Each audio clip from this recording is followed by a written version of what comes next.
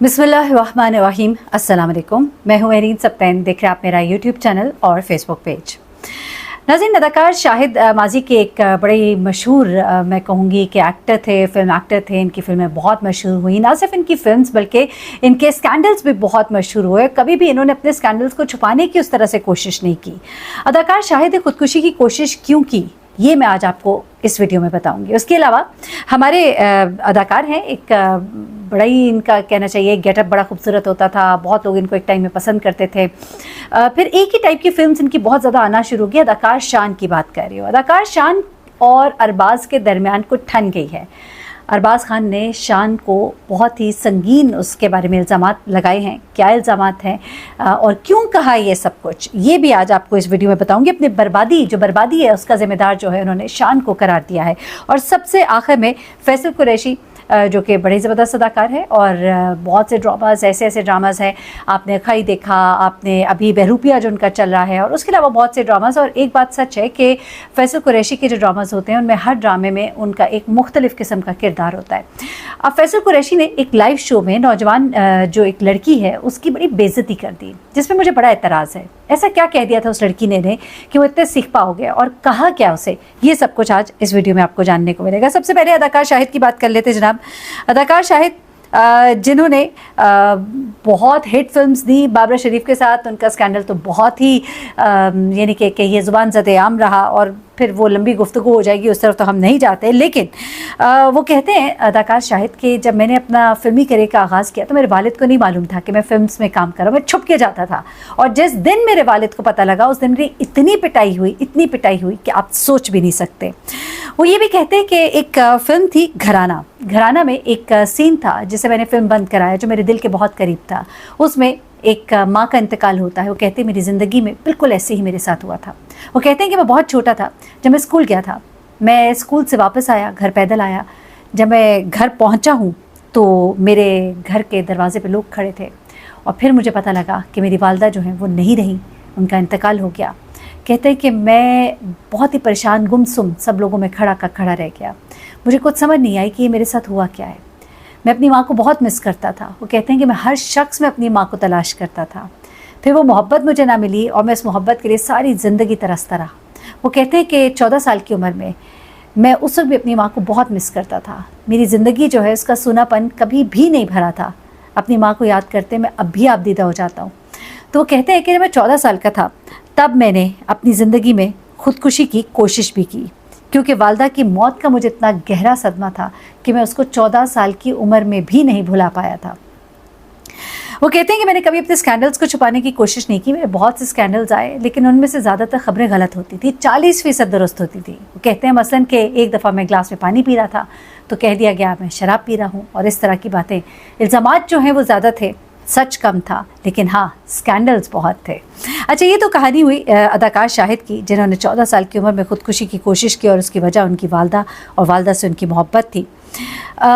अगली खबर ज़रा आपको अरबाज़ खान के बारे में बताती हूँ। अरबाज़ खान जो है, आपको मालूम है अरबाज़ और खुशबू एक कपल है, और गुज़श्ता दिनों ये खबरें आती रहीं कि इनके दरमियान कोई ज़्यादा अच्छी नहीं चल रही। पहले ही हमने सुना था कि अरबाज़ के वालिदैन जो हैं वो खुशबू को कुछ ख़ास पसंद नहीं करते। उन्होंने एक इंटरव्यू में ये भी कहा था कि कोई 5 साल हो गया मैंने खुशबू को नहीं देखा, और अपने बेटे और उसके बच्चों से मोहब्बत का इजहार ज़रूर उन्होंने किया। लेकिन गुज़श्ता दिनों एक इंटरव्यू में खुशबू ने कुछ ऐसी बातें कहीं ढके छुपे अल्फाज में, जिससे खुशबू के अंदर जो मौजूद एक अकेलापन है उसकी अक्कासी हो रही थी। पता लग रहा था कि मामलात कुछ दोनों के दरमियान अच्छे नहीं हैं। मोहब्बत में धोखा खाना, किसी के लिए बहुत करना, वापस उस तरह ना मिलना, करके भूल जाना, दूसरों से उस तरह से ना मिलना, और अपने अकेले होने और अंदर खालीपन की ऐसी बातें की कि लोगों ने कहा कि जो सुन रहे थे वो शायद दुरुस्त ही था। अरबाज़ और खुशबू में कुछ अच्छी बन नहीं रही। अब अरबाज़ साहब जो हैं वो एक इंटरव्यू में कुछ इल्ज़ामात शान पर लगाते नज़र आते हैं, लेकिन इन इल्ज़ामात का ताल्लुक बिल्कुल भी खुशबू से नहीं है, बल्कि शान की कह लीजिए कामयाबियों से भी है, या शायद अरबाज़ की नाकामियों से है। अरबाज़ जिनका ताल्लुक़ फ़िल्मी घराने से था, तो शान का ताल्लुक़ भी फ़िल्मी घराने से था, लेकिन जो पजीराई शान को एक वक्त में मिली क्योंकि वो खूबसूरत भी थे, हैंडसम थे। अदाकारी की अगर बात की जाए तो शायद अदाकारी में इतने आगे उस वक्त नहीं थे, बल्कि वो ख़ुद भी इस बात को मानते हैं।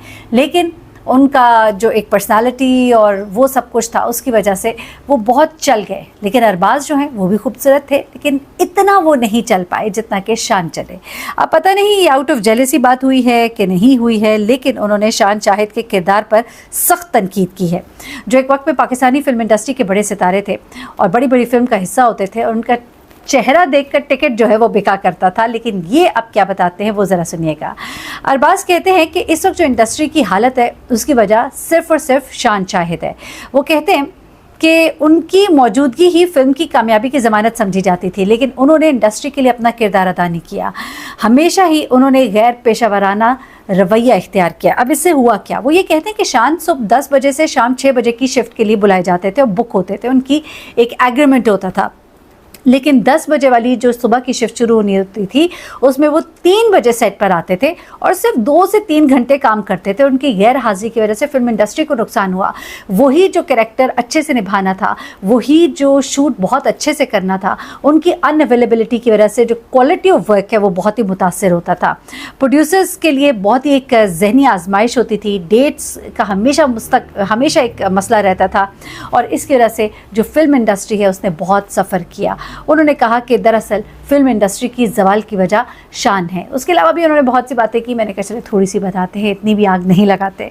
आखिरी खबर की तरफ आते हैं, वो है जनाब फैसल कुरैशी के हवाले से। फैसल कुरैशी एक बड़े ज़बरदस्त एक्टर हैं और बातें बड़ी समझदारी की करते हैं। जाहिर सी बात है मॉर्निंग शो भी करते हैं और मॉर्निंग शो के आपको पता है होस्ट जो होते हैं उनका एक टेम्परामेंट बन जाता है। ऐसे में मुझे बड़ा अजीब लगा कि देखिए आपके एक गेस्ट आते हैं, पूरी दुनिया उनको देख रही होती है, आप तो रोज़ आएंगे चले जाएंगे, लेकिन एक इंसान जो कभी किसी बड़ी ख्वाहिश के साथ, बड़े ही एक चाह के साथ आया होता है, अगर वो आकर आपसे कोई सवाल कर रहा है तो आप आराम से भी उसका जवाब दे सकते हैं। आपको इतना ऑफेंड होने की क्या ज़रूरत है? एक आम से सवाल तो किया था उस लड़की ने। दरअसल उस लड़की ने क्या सवाल किया था वो पहले आप सवाल सुन रहे हो, बताइएगा कि क्या आपको लगता है कि इस पर फैसल कुरैशी को उस लड़की के साथ इस तरह से बोलना चाहिए था। अच्छा, एक लड़की थी, उसने कहा कि आमतौर पर पाकिस्तानी ड्रामे एक जैसी रफ्तार पर चलते हैं, यह रवायती सास बहू की कहानियों पर मबनी होते हैं। तो दीमक की बेसिकली प्रमोशन भी हो रही थी। दीमक में फैसल ने बहुत अच्छा काम किया है, मैंने ये फिल्म देखी है, मैं इसके ऊपर रिव्यू भी दूंगी अलग से। अच्छा, अब वो फैसल जो है वो जब उनसे कहा कि दीमक जो है वो किस तरह से उससे मुख्तलिफ होगी, तो फैसल कुरैशी जो है ना वो एकदम से गुस्से में आ गए। कहते भाई कौन से ड्रामे एक जैसी रफ्तार के होते हैं, कैसी रवायती कहानियाँ होती हैं? आपने ड्रामों के मुझे नाम लेके बताए ना ज़रा, कौन से ड्रामे? टोन चेंज हो गई, अंदाज बदल गया, गुस्सा आ गया। फिर वो कहते हैं कि आप इन ड्रामों के नाम ले सकती हैं जिनकी आप बात कर रही हैं? फिर कहते हैं मुझे नहीं लगता कि ड्रामे एक जैसी रफ्तार या कहानियों के होते हैं। हम कम से कम पिछले 3 साल से मुख्तलिफ किरदार कर रहे हैं। खई हो गया, इश्क मुर्शद हो गया, काबली पलाव हो गया, बहरूपिया हो गया, दुनियापुर हो गया, फरार हो गया, राजा रानी हो गया। तो कौन सी इसमें सास बहू की कहानियाँ थी? अच्छा चले ठीक है, आप फैसल साहब बिल्कुल बात ठीक कर रहे हैं। इन ड्रामाज में हमें वैरायटी नज़र आई, लेकिन हम मेजॉरिटी को माइनॉरिटी के साथ कंपेयर नहीं करेंगे और हम उन चंद चीदा ड्रामों को पूरी इंडस्ट्री को रिप्रेजेंट नहीं करेंगे ना। वो चंद एक ड्रामे जो है वो पूरी इंडस्ट्री को रिप्रेजेंट नहीं करते। बहुत से ड्रामास हैं, मेरे जहन में इस वक्त एग्जैक्टली नाम नहीं आ रहा, लेकिन मेजॉरिटी सास बहू और यही चीज़ें चल रही हैं। आपके जितने ये 10-12 चैनल हैं ना एंटरटेनमेंट के, आप उनके ड्रामे देख लेना। उसमें से अगर आप कोई जियो के एक दो ड्रामे एयर वाई के एक दो ड्रामे आप ग्रीन एंटरटेनमेंट के निकाल के आप उसको पूरी पॉपुलेशन को आप रिप्रेजेंट नहीं कर सकते। सैम्पल भी आप फिर उठाएं तो फिर 2 ड्रामे आप एक और चैनल में किसी को इस तरह नहीं कहती, उन सबको उठाएं तो मेजॉरिटी ऐसे ड्रामे हैं जो सास बहू वाले हैं। वो ऐसे ड्रामे हैं जहाँ पे बहन का घर तोड़ी है, या बहू जो है वो सास को उल्टा लटकाने के चक्रों में है, या सास है वो बहू को उल्टा लटकाने के चक्रों में ये है। This is a fact. Having said that, आप सही कह रहे हैं। आपको ये लगा कि शायद दीमक को कोई छोटा मिनिमाइज़ किया जा रहा है या कोई आपकी शान में गुस्ताखी हो रही है, बड़ी माज़रत के साथ, that was not the way to answer. Specially आपके गेस्ट, आपके मेहमान आपकी पहचान होते हैं और आपका रवैया, आपका इखलाक आपको रिप्रेजेंट करता है, आपके इदारे को भी रिप्रेजेंट करता है। तो I guess you an apology to her. Anyway, अपना बहुत ख्याल रखिएगा, दुआ में याद रखिएगा। अल्लाह हाफिज़।